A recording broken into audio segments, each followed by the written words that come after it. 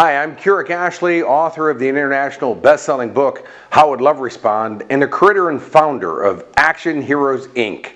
You'll be finding more about Action Heroes, Inc. on future videos coming up.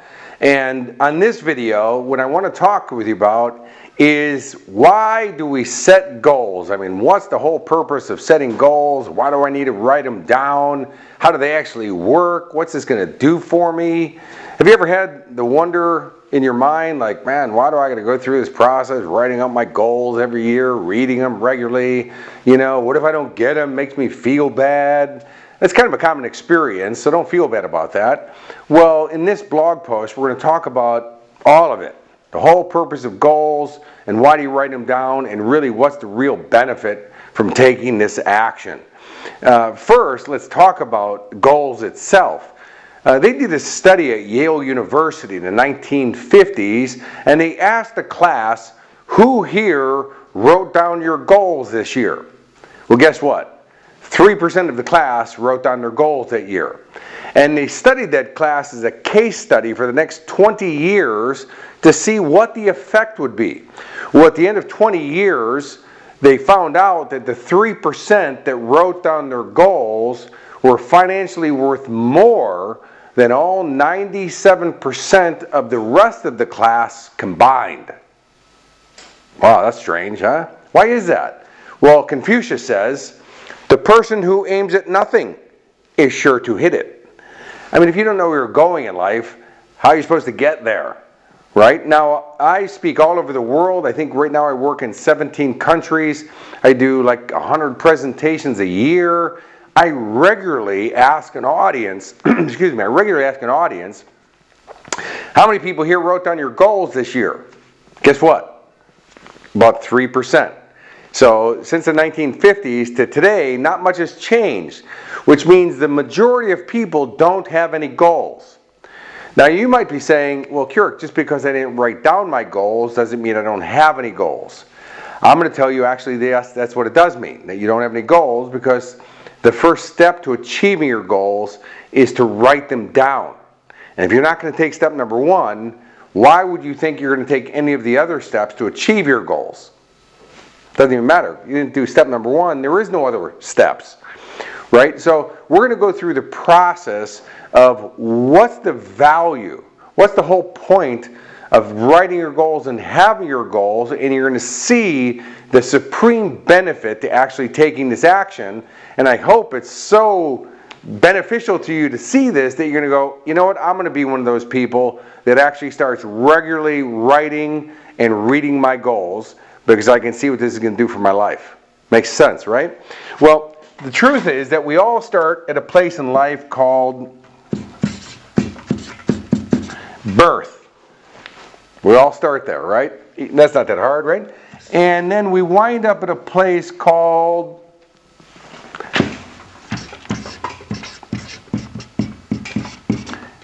destiny.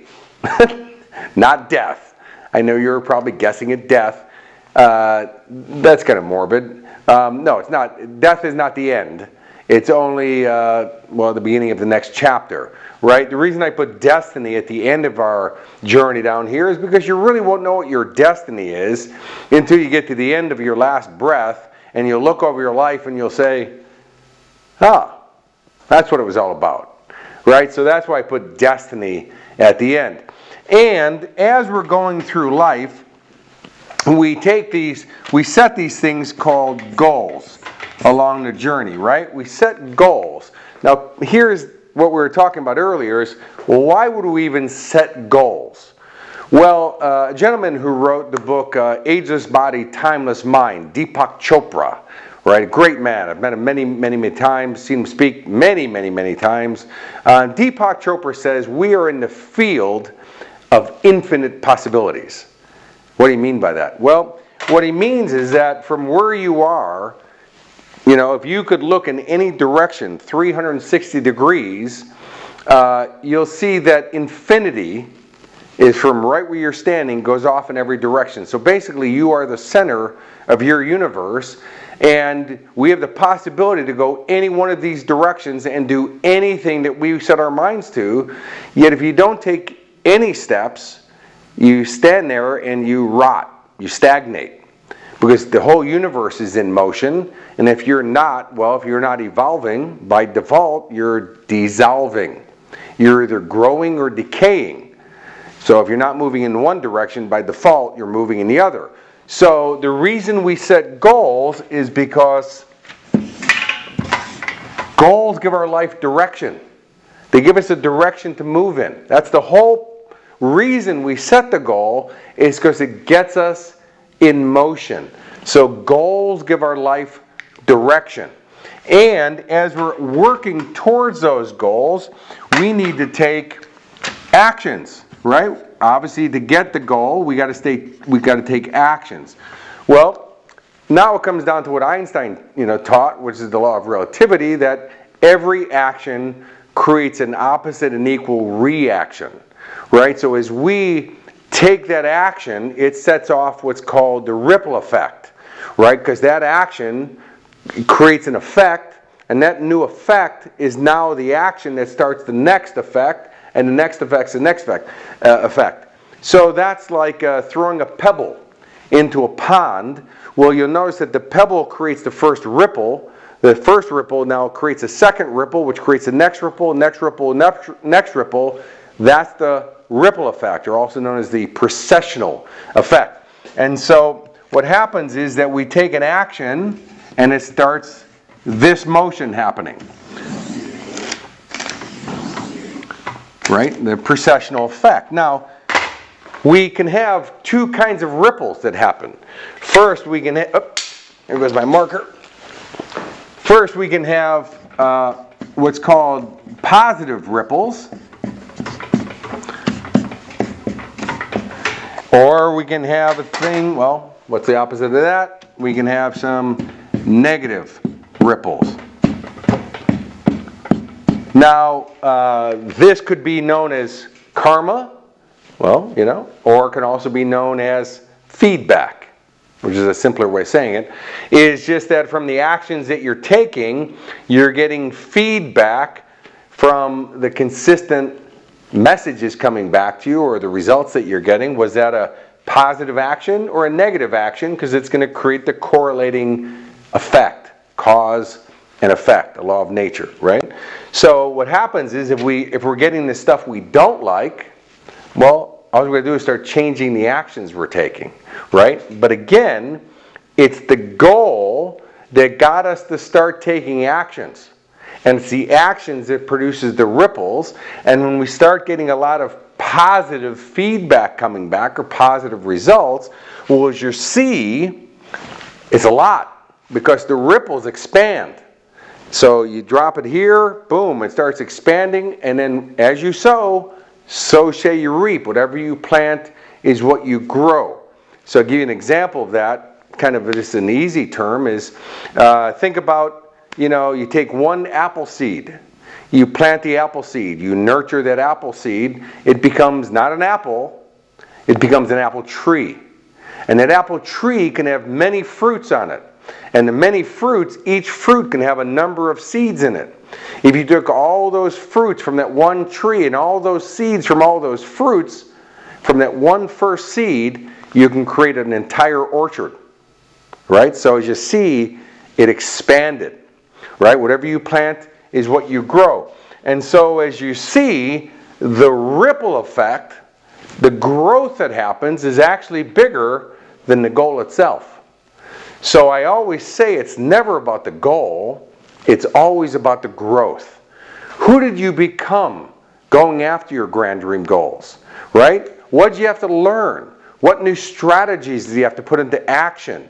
What networking or relationships did you do on your way to that goal? And as you see, you've expanded yourself, how you operate, how you think, what you know, your life experience, your wisdom, all that stuff, by going after your goals, by being in motion with your goals. So I'll give you an example of this, and that is years ago when I first came to Australia, the company that brought me to Australia actually left me stranded, didn't pay me for close to a year, and I was now homeless in 2 countries at the same time, which means I couldn't even fly back to the United States to be homeless. So I decided to take some massive action. So I set a goal out that I was going to produce one of my live public workshops so I could make enough money to get myself back on my feet, get myself back to the United States, and start my life all over again. And by the way, that was in my late 30s.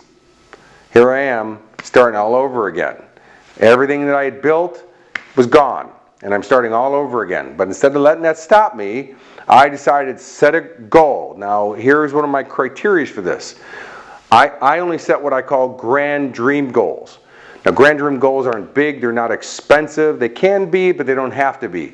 Grand dream goals are the goals that give you the most amount of joy to experience, or the most amount of benefit. And if you're going to go for goals in life, you might as well go for grand. Because we're all going to die at the same time in our life. And that time is, you just achieved one goal, and you're on your way to the next goal. Now, this could have been close, could have been a while ago, but somewhere in between these 2 points, our life's going to come to an end. Do you want to die after just getting a small piddly goal on your way to another small piddly goal? Plus, by the way, you're not going to grow that much going after small piddly goals.